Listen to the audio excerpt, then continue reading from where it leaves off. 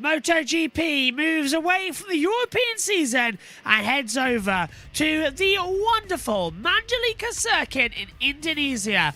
Welcome to qualifying for round 15 of MotoGP in 2024. Hello everybody, well done for getting up or staying up wherever you are in the world, and welcome to qualifying for MotoGP here for the Indonesia Grand Prix. It's round 15 and it's the start of the flyaway races as well. It's the second in a triple header of races that take us from Mazzano for Emilia-Romagna here to Indonesia and next weekend to Australia for the to Japan for the Japanese Grand Prix. After that, it's over to Australia, then Thailand, and then into Malaysia as well before the final few races of the season. There's so much more interest and action to go with. Let's just remind you who's going through where in qualifying.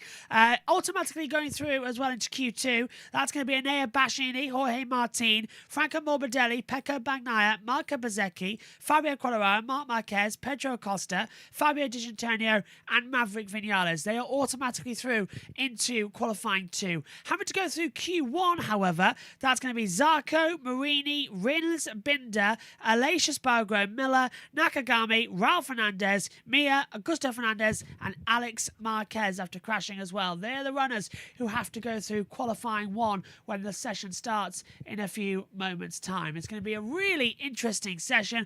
It's going to be a really interesting weekend. Sunny track conditions at the moment, so that is great news for us as well in terms of it's going to be fantastically hot and sunny. Gives us the best grip as well going over the 2 sessions. It's track temperature currently at 54 degrees. Air temperature at 29 as well, and that gives us 70% chance of rain at the moment. But let's hand over to the world feed and TNT Sports for all the action as we gear up for qualifying. And let's start, I think we're going to be hearing from Susie Perry, who will be trackside. If not, he'll be Gavin Emmett.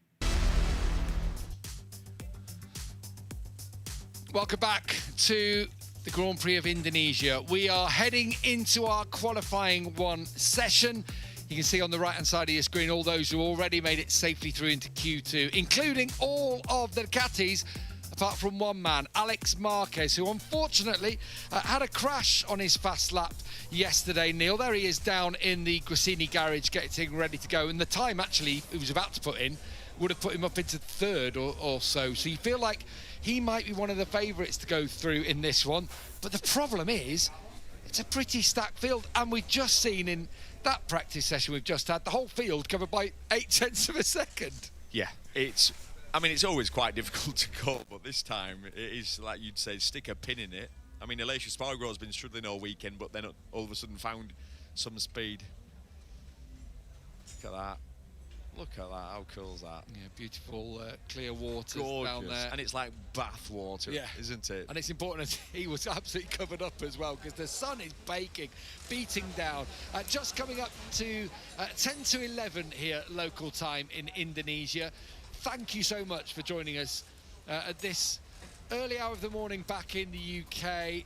For us, it's another beautiful day here. Bit hazy. There are a few clouds bubbling up. We think we're going to be okay in terms of the weather this weekend, and I hope so. Last year, this man started from pole position, and it looks as though he is gelling with the Honda this weekend in Mandalika. Yep, looking really good. He was good in Misano last weekend. He's made steps. He's done it his way, hasn't he? It's signed the contract. We were all shocked when he announced he was moving to the factory Honda team, but he's worked methodically through things. He's not crashed a lot. He's given good feedback. They've found a direction. They've made improvements, and I'm pleased to say Luca Marini on the factory Honda looks good. Aleix Espargaro, 2 crashes at critical moments yesterday, Neil. They are going to have to contend with turn 16 in particular.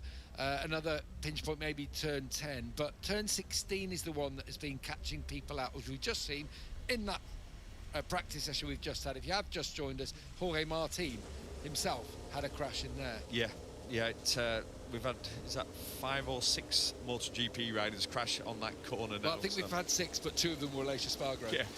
So, yeah, that tells you how difficult it is. But there's so much time to be made up in that corner. Quite a basic track, not difficult to learn, not super technical at all. Lots of open corners. there's 2 heavy braking areas, but there's that technical last section, and that's turn 15 and 16 basically, and that's where the time can be made up, but it's so easy to go over the limit. Green light, and we're underway then for the crucial session to decide the running order for Q1 and Q2 here. So this is Q number 1 in, as I've just realised, look at that timing down at the top. That is an absolute travesty. What's going on here? Who's been messing around with my OBS software? There we go. It's just a little bit out of shape is all. Probably everything changing over. So, in this session, you can see that all the running order working extremely well. Fingers crossed it's not going to be too disappointing a run. And we can get this operation running. Let's just turn that back around. And, yeah, just tidy up a little bit, shall we? It's all going a bit wrong. There we go. Between it all. So, in this session, as I already said, it's Zarco, Marini, Ralph Fernandez, Nakagami, Borinda, Mia, Augusto Fernandez, Aleix Spargo, Rins, Miller, and Alex Marquez. Dima says, good morning again. Good morning to you as well, back in Indonesia, and everyone watching at 10:51 a.m. over there in Indonesia. It's 3:51 a.m. here in the UK commentary box. SHT says, who are your 2 picks? Sam says, good morning. Hello, good morning. Well, anyway, good morning to you as well. Who are my top 2 picks then? It's such a hard one. Alex Marquez, I think, has to be one of them just because he was so wronged yesterday with the crashing he had in practice. So I think Alex Marquez definitely has to be one to go through. The other, it's going to be hard. So I will pick...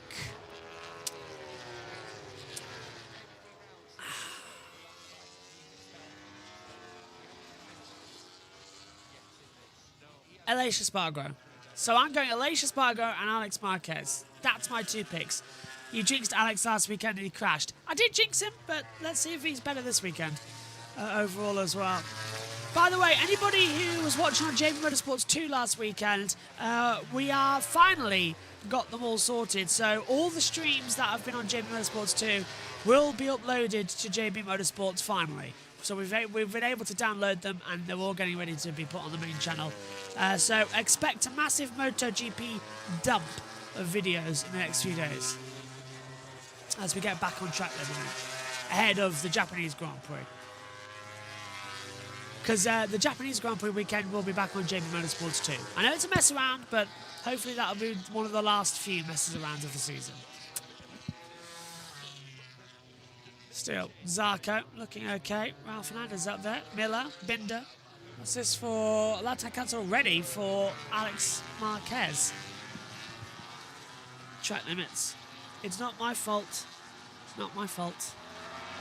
Zarco 130.365 across the line. Ralph Fernandez 136.3. Oh, 130.356. 9 thousandths of a second between Ralph Fernandez and Johan Zarco. Binder 3rd, Miller 4th, Mia 5th, Augusto Fernandez 6th, Aleix Spargo 7th, Nakagami, Rins, Marini, and Alex Marquez down in last with a lap time deletion. It wasn't my fault. Can't blame me. Ralph Fernandez has matched his first sector time. It's 0.000 across the board. So it's another 25.069. How do you be that consistent between everything? Quite surprising, actually. Zarco's 3 thousandths faster.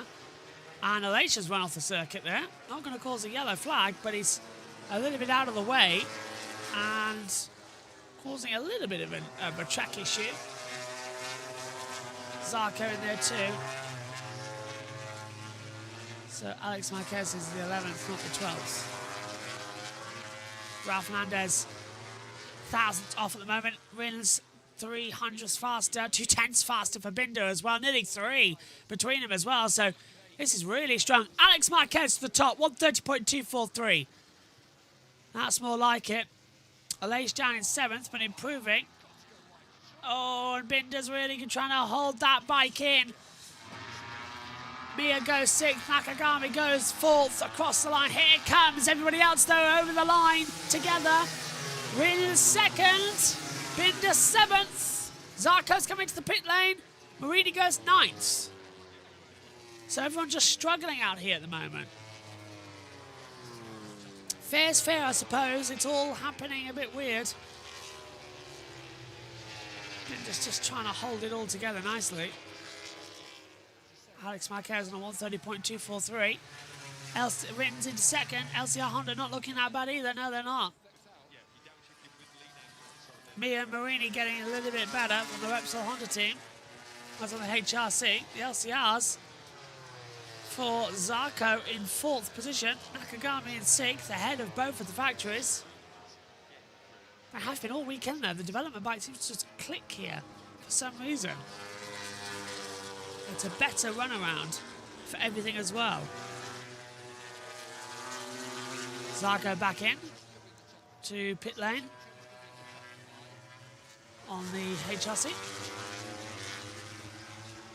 The LCR bikes as well, I should say. So it's Alex Marquez, Alex Rins, Ralph Fernandez, Jan Zarco, Jack Miller, Nakagami, Binder, Mia, Marini, Augusto Fernandez, Alex Spargo, so down 11th. So now they're all starting to come back into the pit lane after their opening runs, which is the usual mid-session lull between them. It's going quite quick actually this first session. As we all dive into pit lane. I was expecting something more, but not really happening as everyone now is into the pit lane. Let's head over to TNT for their thoughts on the mid-session break. Another real likeable character. Whenever you see him walking through the paddock, he's always happy to have a chat, got a smile on his face. Do you know what, as well with Alex Rins, I've seen this a few times, he's really good with the fans. He's one of those riders who, some riders keep their head down, they're rushing through the autograph hunters. Alex is one of them who's always happy to stand and chat.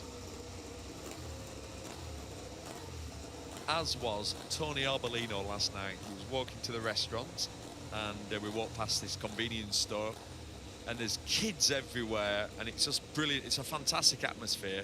And Arbolino's there and he's gone into the shop, bought a lot of stuff and he's came out and he's giving all this stuff away to these kids. It was so good to see. It's such a special atmosphere, isn't it?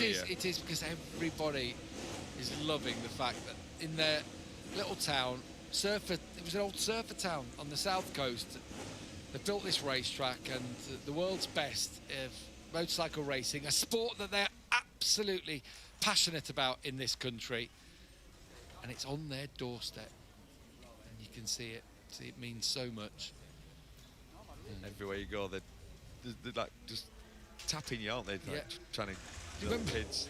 Someone mentioned it last year. There were a lot of little bracelets trying to sell you and everything. Do you remember Mark Marquez last year? Yeah. It's like the Pied Piper of Hamlet running around through the streets. But he was having fun with them. Yeah, hundreds of them. Marquez. How many bracelets did you buy? Too many. Yeah. Too many. You just, in the end, you don't keep the bracelet. You just hand over the money. But I don't know, we're softies. Right. Track position is going to be important. Yellow flags, you've got to consider that because at turn 16, someone's going to have to ride. If you want to get through to this next session, all these riders now coming down pit lane know exactly how important this is. Is this a case of Alex Marquez being the hunted here? And normally, yesterday he was behind Bagnaia, wasn't he? And Bagnaia was trying to get out of his way. But I feel like Alex Marquez would be the one that you'd be wanting to follow. So here they come, the 11, back onto the circuit right now. Seeing what they can do.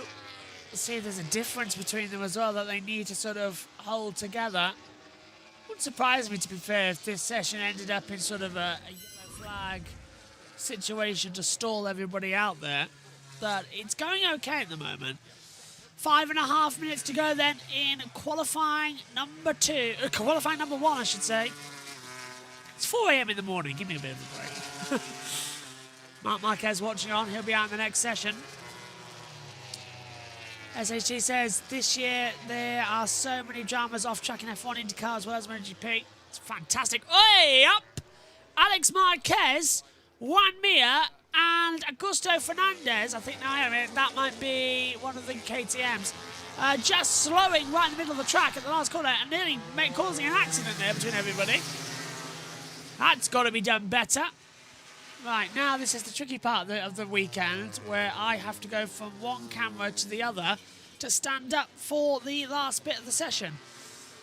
I haven't stood up for this weekend yet, so I'm a bit out of practice. Let's see if the legs still work. Yes, they do. Lovely. Oh, you know when you stand up after a while, you need to crack your ankles.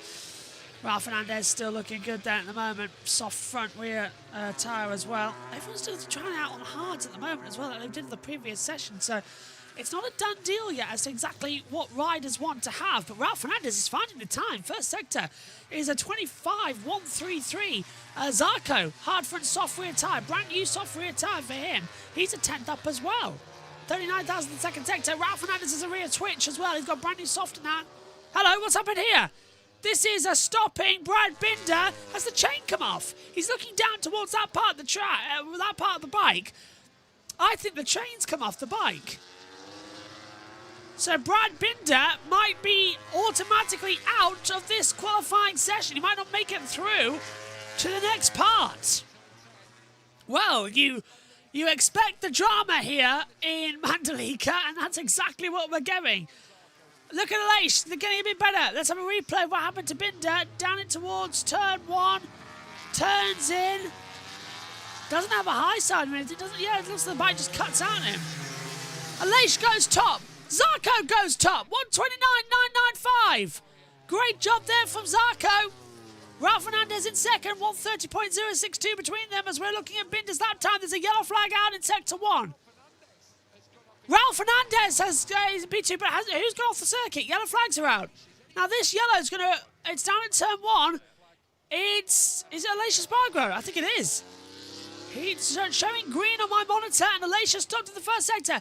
Aleix Espargaro, I believe, yep, and it's confirmed. Aleix Espargaro has crashed out at turn 1. There's my curse. He's up and walking away. But that is Aleix out of qualifying. Oh, he's having to have a bit of assistance there. The airbag has not gone off either. So that, I hope it wasn't a high side. That was sudden. And he landed completely on him. He's up and walking away. But yellow flag's going to cancel everybody's lap time. So this will be a slow lap. And then one more push lap. Brad Binder has got that bike back into the pit lane. He's looking to the rear left of the bike. So I don't know what that is that's come off. Got to go Chains quickly. on. And he'll get one shot. There's another yellow flag. Sectors 1 and 2. Someone's off turn 7 and 8. We've gone green there now, but that's sport over. Oh, and turn 10 as well. So many yellow flags out here on the circuit. Binder's in the pit lane. Still, and we've got green on this track now as well. So they've got the rider tracker. Give us the rider tracker. Johan is definitely the hidden card this session so far. It's Aleix. Yeah, Aleix was down in sector 1, but someone was off in the remaining sector 2, 7 and 8. So Zarco, oh, hang on, flag, hands up for Raul. Why does Raul go through turn 1 and put his hand up? Something's not right here. You can feel that something's wrong in MotoGP at the moment. Lap time's now being cancelled for everybody who went through the yellow flag zone on our monitor. I don't think Binder's going back out, but he's not going to get to the line. There's a minute 10 to go. Yeah, Binder's not going to get time to go. So he's just going to spoil everybody else's lap right there in the first sector. He's got out of the way. So Binder is 9th. Binder is going to start at the back of the grid.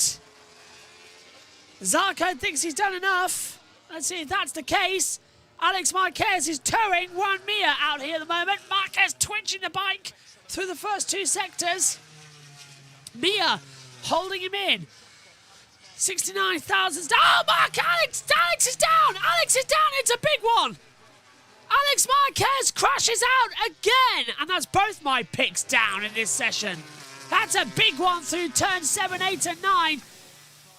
Alex Marquez turned the bike mid-corner. The front just failed on him, and it's through the gravel trap. The bike through. He goes through the gravel. He's up and walking away. The airbag thankfully went off, but that spoiled everybody's lap time. That's it. Zarco and Ralph Fernandez go through. There's not going to be anyone else being able to improve. The yellow flags are going to be out for everybody. Checkered flag is out. Everybody went through that because Alex was ahead of the field. So it's Johan Zarco, Ralph Fernandez going through, and that is a big change in today's sprint and tomorrow's Grand Prix as to what we could see. Alex Marquez goes behind the barrier, and he's having to sit down. It was a big one there. Mark watching on. Over the line, checking flags are out, but I don't think anybody else is going to improve. Nope. Miller, 6th, improves time, not position. And that's it. Marini and Nakagami. Marini's got second sector faster. We'll see. He's in a green flag zone at the moment, so it might be Luca Marini and Nakagami who could make a difference here. Zarco for Honda is fastest. That is something we did not expect to see. Both Marini and Nakagami are on personal best, and Marini had sector purple, says Lou. Hello, Lou. Let's just take a look at it. Here is Marini now. He's 3/10 down, so I don't think it's going to put him up in the order. So is Nakagami. I think they've both backed off from the overall time. Let's see if it's an improvement, though, from where they are. 7th and 8th on the field. I'm not expecting much here. They've backed off way too much between them. Marini into the last corner, up to the line. Takes the checkered flag. Marini stays 7th. Nakagami behind him stays in 8th place. So, the top two advancing. Zarco and Fernandez. An unusual pairing. Johan Zarco and Ralph Fernandez. Trackhouse through to Q2 once again. Honda LCR through to Q2 for the first time in a long, long time. It's Aleix Espargaro.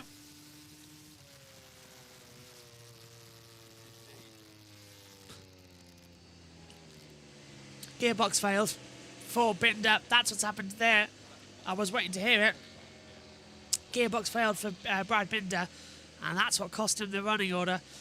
Couldn't get in, and as he came in, he said gearbox is gone. So yeah, clutch and the gear. Yeah, it's the clutch gone, and the gear change is stuck. So the gearbox has failed for Binder. That's why he's not played any further part. So it's Zarco and Ralph Fernandez going through. 13th on the grid, though, will be Aleix Espargaro. 14th, Alex Marquez. 15th, Alex Rins. 16th, Jack Miller. 17th, Luca Marini. 18th, Yuki Nakagami. 19th, Brad Binder. 20th, Juan Mir. 21st for Augusto Fernandez. What a first session we've had here from the Indonesia Grand Prix. Let's hand it over to TNT. They're into 10th place. It feels like a corner's been turned. It might not quite be a how nice fast 5th gear corner, but I tell you what, they've made a little step forward. Ralph Fernandez also, who's having a torrid time in recent races. I think we said he's only scored points once since he's sat on that 2024 full 2024 Aprilia. He goes through to the qualifying final alongside Johan Zarco. Aleix Espargaro with a crash at the end misses out, as does Alex Marquez. Similar situation for him. It looked like he'd be going through. Alex Rins, so near but so far, was briefly in the top 2 spots, but not to be. Miller and Brad Binder and their Augusto Fernandez compounding KTM's misery.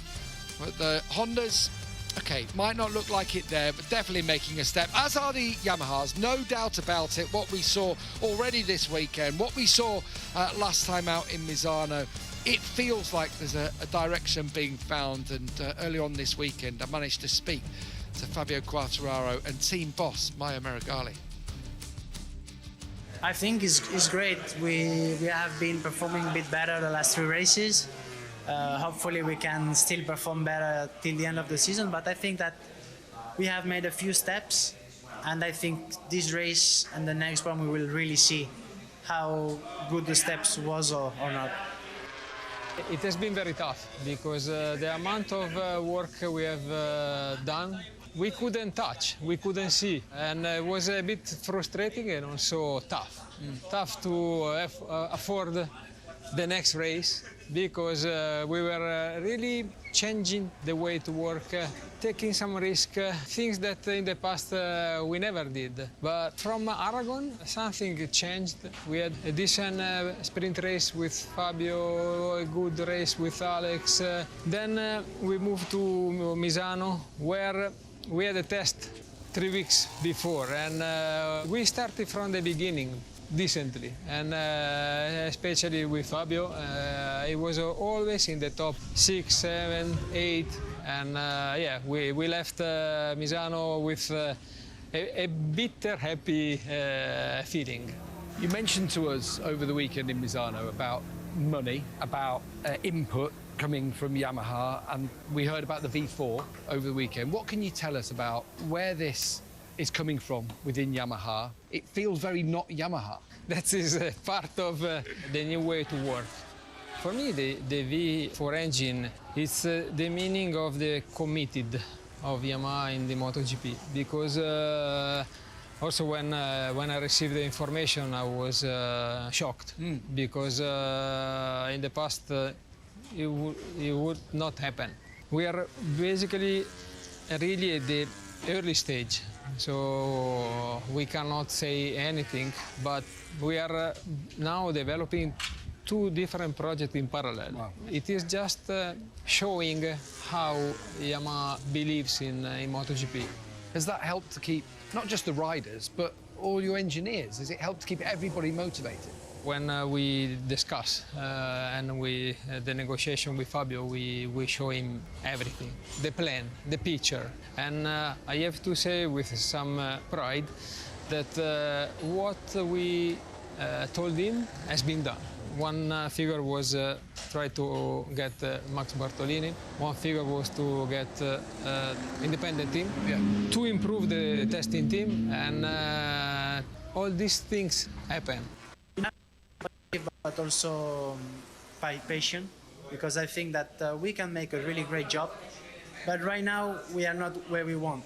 I think that to be 100% happy will be to finish in the top 6 with no crashes in front in Valencia. This will be a really great end of the season.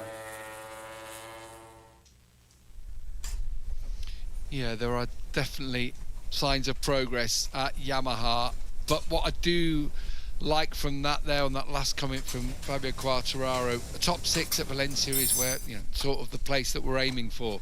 Neil, it's realistic, isn't it? At the same time, setting realistic goals for themselves. Yep, absolutely. Well, otherwise it destroys you, your confidence. You've got to, even, I mean, obviously the ex-MotoGP world champion has to set realistic goals, and then when you achieve them, you can all enjoy the moment and enjoy the progress. It's a long journey, but they are well on their way. It's clear that, as Maio Meregali said, part of the package was keeping hold of Fabio Quartararo, and to do that they had to do all the other things, the satellite team, work on the test team, get Max Bartolini in. Work in a different way was another thing that Maio said to me. Take risks where they never used to take risks. It's a huge step change, isn't it, for Yamaha? Yeah, and one thing Maio pointed out was Lynn Jarvis, the figure of Lynn Jarvis, that has pushed this through in his final year. He wants to leave a legacy. Yeah, I'm just going to use that word. That's part of his legacy. Obviously, he's won so many world championships over the years as Lynn Jarvis as team manager, and he's always been incredible at his job. But I mean, his legacy could be that he's been able to steer them really back on track. The argument would be that they've gone off track. I don't know how much you can lay at Lynn's door or not. You know, I wouldn't like to say. I think a lot. I'd have to say not a lot. I think you have to lay a lot of it, for me, at the old school Japanese ethos of how they go racing. That has worked for years, but then the game changed, and it's taken the Japanese manufacturers a while to react. Right, we are looking at the beautiful scenes of the Mandalika circuit, the waves of the Indian Ocean just crashing on the back of the track on the little reef out there. We are ready to go with qualifying 2. We have just had one of the most hectic Q1 sessions that you'll see. A huge crash for Alex Marquez, who walked away from it, but he will be sore after that one. A crash for Aleix Espargaro as well at turn 1. Problems for Brad Binder, and that was Q1. We now have 12 of the fastest riders in the world, including the title favourites, about to go head-to-head. And Neil, not to put too fine a point on this one, it is vital for the championship contenders that you get at least in the top 2 rows on the grid, but it is not a given with 810s covering the whole field in MotoGP. It's not. You say it's imperative for the title contenders, first 2 rows. I'm going to have to say They've got to be Why on is the red front flag row. out? You have to start on the front row. It's a short drag into turn 1, and then you've got the narrow racing line of this track. It's better than last year, definitely, but it's still a small racing line. It's hard to pass, and it's risky to pass. I've just saw as we're back underway. So Q2's underway, but yeah, there was a red flag. The red flag was out at the bottom of the pit lane, and it clearly wasn't meant to be. So that's a bit of a rookie error there from the marshals who put the red flag out. And we were all stood there going like, well, hang on a minute, shouldn't we be go by now? Shouldn't we have, I don't know, session go? So the red flag was out, and it wasn't supposed to be. So they lost about 5 seconds there, waiting at the end of the pit lane for the green flag to be flown. They should just move to lights. I don't know why they're not lights. Like in Formula 1, why do we have a backward system? Confuses me. Still. It just still confuses me that the MotoGP has different lights at every circuit. We just use the track lights. So you've got to look in different locations all the time. And all right, them's the rules. F1 has a standard set of lights, of course. So, Q2 is underway, and in this session, it's Pecco Bagnaia, Johan Zarco, of course, from the last session of Q1, Maverick Vinales, Fabio Quartararo, Franco Morbidelli, and Enea Bastianini, Ralph Fernandez from Q1, Pedro Costa, Fabio Di Giannantonio, Marco Bezzecchi, Jorge Martin, and Marc Marquez. They're your riders going through. SHT says this is also big for Trackhouse Racing because they don't only have Ralph Fernandez competing this weekend, with Miguel Oliveira out for the rest of the weekend due to wrist fracture. Yeah, so great news for Ralph to get into the next session of Q2. Everyone already on their lap times? Hang on a minute. I've got like pins and needles in my cheek, I don't know why. Yeah, not good. Couldn't talk. That whole set face was seizing up then. Martin, hard front, soft rear. Now now everybody's gone for a soft rear, but there's a real split between hard front and soft rear. Hello, World Facts from hello from Indonesia. Hello from the UK. 11:17 over there. Good morning, wherever you are in the world. Well done for getting up, staying up, or just going about your day watching this one. Martin holding that inside line. So this will be the first lap times on the board in this qualifying session. They'll do 2 runs back to the pit lane, a few minutes, another 2 runs out there. Oh, Marc Marquez has gone down! Marc Marquez is down at turn 16 and the bike is destroyed. Oh, no. That spoiled everybody else's lap time. Martin at 1:29.299. Quartararo, Vinales completes the top 3. Everybody else can have lap times leaded by the stewards. No. Marc Marquez loses the front at turn 16 and goes off. The bike somersaults 3 times. That bike destroyed. Same as Alex Marquez. So, brothers kin on the inside line. Under braking, the rear stepped out, then the front buckled when Mark tried to save it through the gravel trap. He's okay, but that's a big one for the bike. Just an acceleration, the bike stepped out and then the front dipped away. Oh, and he gets hit by the bike once and twice as well. Not nice. So that's put the yellow flags out. So everyone's gonna have to go for another lap time now. A straight push. This is really gonna separate them all now on the timing screens. Marc Marquez crashes out of qualifying. He'll get back to the pit lane and have only 1 run on a second bike. Yellow flag sector 3. Somebody else has gone down. Who? Oh, hello. It's not Martin. Is it Morbidelli? It's Morbidelli. Franco Morbidelli has crashed at turn 10 on the GP23 bike. Lap time cancelled for the 49 due to yellow flags. Martin at 1:29.088. Quartararo 1:30.081. Vinales goes 3rd. But I think Bagnaia has lost both lap times. Digi's lost lap time now, yeah. Yeah, I think Bagnaia has gone through the track twice. He's not going to set a lap time. So yellow flags are really affecting everything here today. Franco Morbidelli going down on the deck. and bringing out another yellow flag, losing the lap times. So this is Marquez's crash. Oh, he's just buckled at the rear. Really strange accident there. And there's Bastianini coming back into the pit lane, aborting the lap time. Bastianini crashed at turn 16. He went down. Bastianini's had a little bit of a knockdown. Let's take a look. So on the inside line, turn 16, loses his left leg and goes down. He'll pick the bike up and come straight into the pit lane. So even Bastianini's gone down. 3 crashes already in the space of a minute here in MotoGP's second qualifying session. This is unbelievable. They're all having to do more lap times. Morbidelli's back into the pit lane. So is Bastianini after both of them causing a crash. Oh my. It's going to be one after the other, isn't it, in this session? I don't think we're going to have a break. I don't think they've got time. They haven't. They're going to have to go one after the other. No time to reset and regroup. Marc Marquez back in the pit lane. He'll wait for his go. Only 7 riders set a lap time so far. Jorge Martin fast. That's what we've said, yeah. 1:29.088. He's 8/10 faster than Johan Zarco. Martin is almost into the 1:28. That's how fast he's going right now. Bezzecchi at 1:29.952. Imagine all these dramas are going to put Zarco on the front row. If that's the case, I will be a Scotsman. Martin watching on. Am I really that fast? Yes, you are. Look, he's looking at it going, what? He can't believe it. Right, everyone back to the pits. Let's have one with the Just trying to obviously close in on Jorge Martin. Jorge Martin was on the limit and it pushed Marc over it.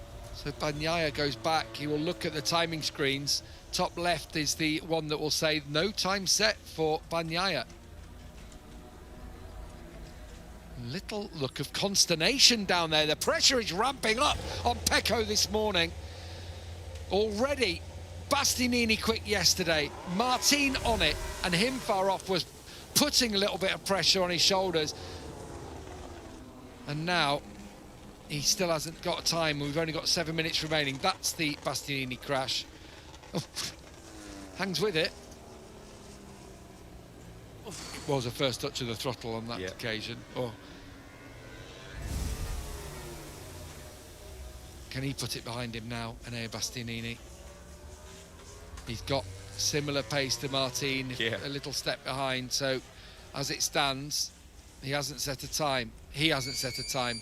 He hasn't set a time. As in, Bastianini, Bagnaia, Marquez, none of them have a time on the board, nor does the fastest rider coming into this session, Frankie Morbidelli. So weird, isn't it? What did we just say in Q1? Yeah. It makes it worse when the times are so close. Everyone that is then so far over the limit, you have to be. Oh, look at this as well. There we have it. Top of the championship at the back, number 89. Second in the championship, Bagnaia, number 1 in the middle. Third in the championship, Enea Bastianini's right there. And fourth in the championship, Marc Marquez and Johan Zarco, of course. But then they're all leaving the track, leaving pit lane together to get out onto the racetrack with 6.5 minutes remaining. Out they come then once again, and this is going to get even more insane. And Winter Purple's right. If we think this is crazy, the race will be even crazier. This is going to be absolutely fantastic. Yes! And I think SHT pointed out a while ago as well, we've got all of the Ducatis, 3 GP24s and 1 GP23 at the back. You're right, Bezzecchi's only in 3rd position, but Bagnaia, Morbidelli, Bastianini, Marc Marquez, all of the Championship 4 right at the back of this Q2 running order. Don't know if that's a good thing or a bad thing, personally. Marc Marquez, a little fact has come up from Adorna here. Marc Marquez on the Ducati has crashed into the last 3 Q2s. That's not the nicest thing to put up, but it is true. He's crashed in last 3. And he's also now at 20 crashes per season. So he's back level with Pedro Acosta, is Marc Marquez. 20 crashes in 2024. Which is a surprise to me, but hey, that's how it all works out across it all. It's a weird situation we've got in. Lap time cancelled for Marc Marquez. I don't know why. He's not even on the lap time yet, but that's what's just flashed up on my monitor up here in the commentary box. 5 minutes to go then in MotoGP's second qualifying session. Here we go. Down into the braking zone for turn 1. Marc Marquez just behind. Hard front, soft rear tyre from the majority now of the field. Who have gone out there. New ones for Vinales and Ralph Fernandez. That's what that means on the monitor. You can see it back home. Or if you're listening to us on radio, you can't. If you are listening to us on radio, let's just give you a quick 1 to 12. It's Quartararo it's Quartararo to second. Martin fastest with Quartararo second fastest now across the board. 1:29.848 for him. So Quartararo's up to P2 on the Yamaha. Zarco, Bezzecchi, Acosta, D'Antonio, Vinales, Ralph Fernandez, Bagnaia, Morbidelli, Bassini, and Marc Marquez. That's your order right now. Oh, and he's down again! Marc's down again! Marc Marquez has gone down again. And that's another yellow flag, and that's his 21st crash of the season. He's down at turn 10 this time. On entry, hits the curb too much, spikes it up, and Marc goes down again. What is going on? This circuit is a curse for Marc Marquez. He has never finished here in Mandalika. He is always retired, and that's another lap time where Bagnaia can't get anything done. Surely he'll lose this lap time as well. I can't see him not. Because he was in that yellow flag zone. They'll go over the line, get them in. Bassini 1:29.795. Bagnaia 1:29.745. Acosta 1:29.671. Acosta second. Morbidelli goes 8th. It's a bizarre situation. Marc just doesn't enjoy this track. Marc's off again! Marc can't get the bike restarted. He's installed at turn 10. And he's down again! 3 of this qualifying session for Marc Marquez, but they're all coming up here. They're all coming up to the yellow flag. It's not a track for Marc, is it? He's crashed so many times at this track. I don't think he's finished a race. He's never have. Started in 2022. No. And then crashed out turn Yellow 13. flag. Yellow flag, third sector. So all these lap times get gone again. Marc, Martin was looking saying, is that a yellow flag? Seriously? Yes, it is, I'm afraid. So sorry, guys. You're not going to get your lap times again. This is ridiculous. This qualifying, Marc Marquez walks away.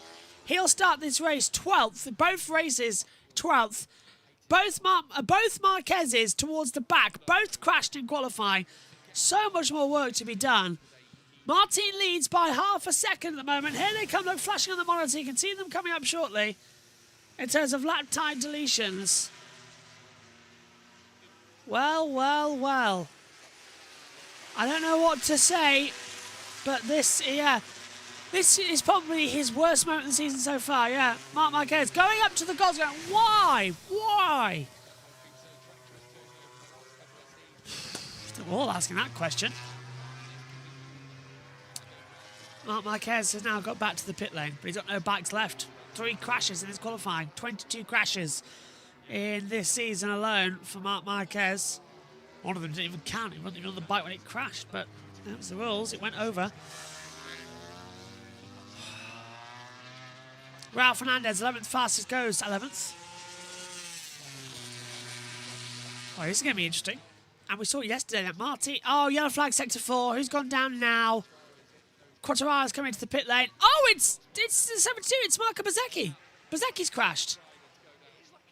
That's in 1016. Watching boys. the best riders in the world, it just shows you how technical, how tricky that part of the track is. I'm just thinking, though. Vignale, Ion, with yellow flags out, and these guys are coming through this part of the track. Martin's 8,000 second fast, and he's getting a toe off Pecco Bagnaia here. But are we going to see a factor where the yellow flags just come in, and again, they all lose their lap times? Oh, this is getting ridiculous. They can't get a clean lap time in. Martin's fastest because no one else will be able to get a good run. This is the strangest qualifier we have seen of the season in MotoGP. Bassini goes into 4th place, 1:29.792. 25 seconds left. This is your last run then. And has Bagnaia backed out? He has! What has he done there?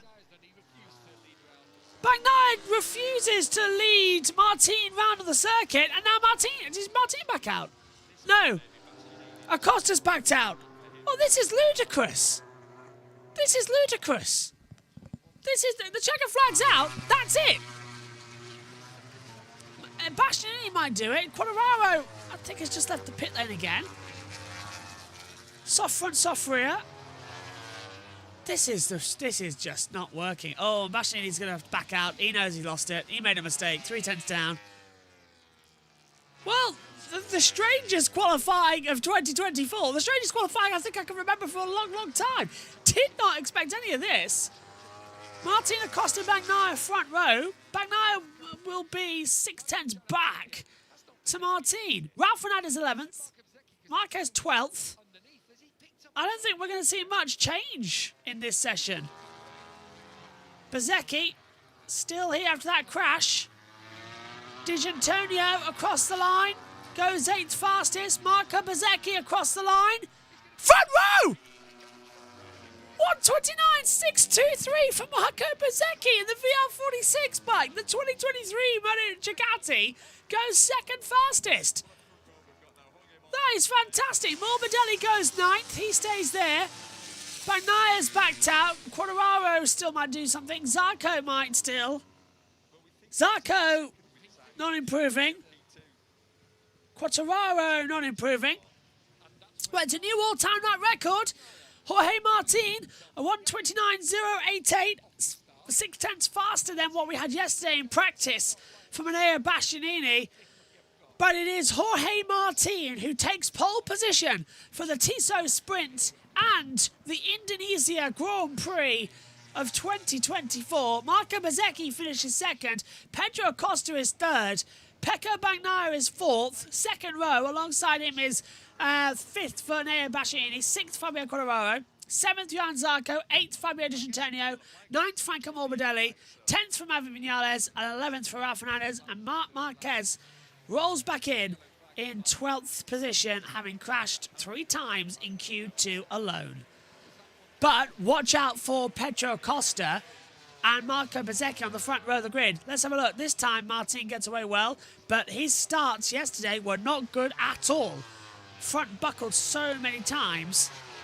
And it's the dirty side of the grid pole position. Racing line is actually P3, so watch out for Pedro Acosta to maybe have a stormer down towards turn 1 here in Mandalika. What a session. That is the strangest qualifying I think we've seen for a long, long time here in MotoGP. And I hope you'd agree at home, and I hope you all enjoyed it back home as well. But that's it for us for this one. We'll be back in about 3 hours and 20 minutes for the Tissot Sprint. Let's take a look quickly at what happened to Marco Bezzecchi, though. This is now at turn 16 in his crash before going second fastest. Turns in, and the front's going to buckle, isn't it? Yeah, front buckles mid-corner. Same, we've seen that so many times. Did well to pick the bike up and go back second, actually.